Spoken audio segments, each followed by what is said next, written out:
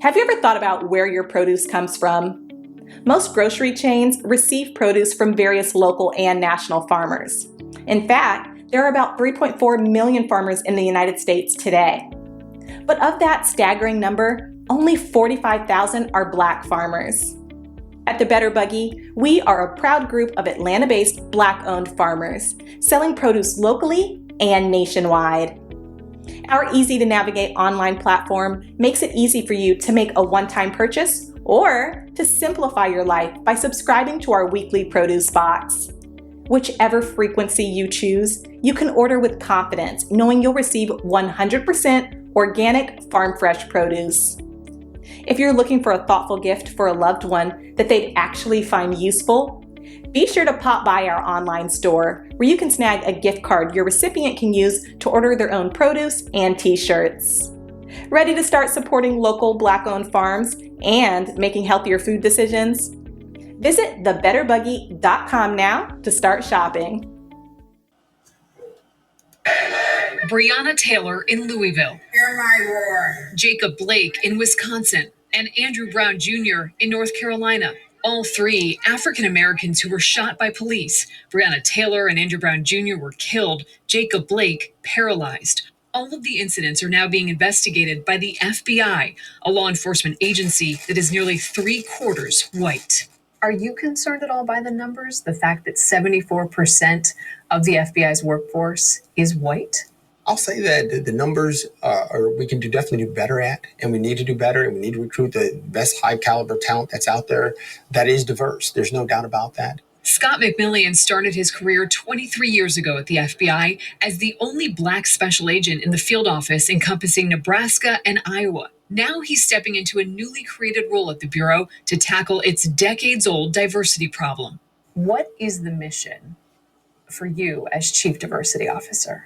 The mission is pretty clear. It's to make sure that diversity, equity, and inclusion is interwoven into everything the FBI does. The FBI has fielded criticism about its composition for decades. The top of its leadership team is consistently comprised of mostly white men, including today. But Director Christopher Wray recently appointed 4 new minority or female executive assistant directors to oversee divisions at FBI's Washington headquarters. Now McMillion is crafting new strategies.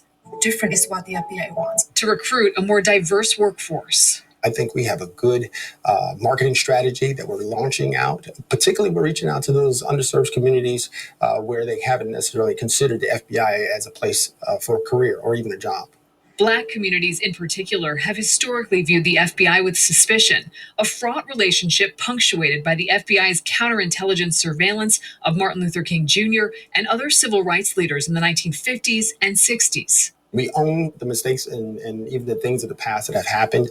And so we don't steer clear of that or shy of that. We recognize that. And the bottom line is we're going to do better.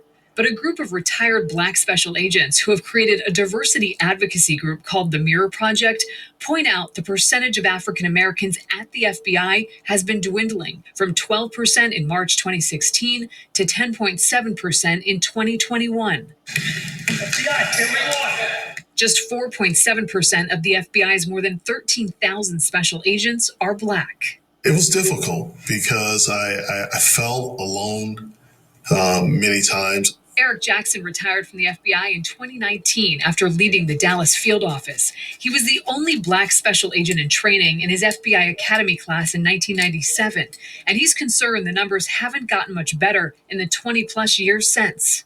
The Black agent numbers have never gotten above 6%. And that should concern everyone, especially when our population is anywhere from 12 to 14%.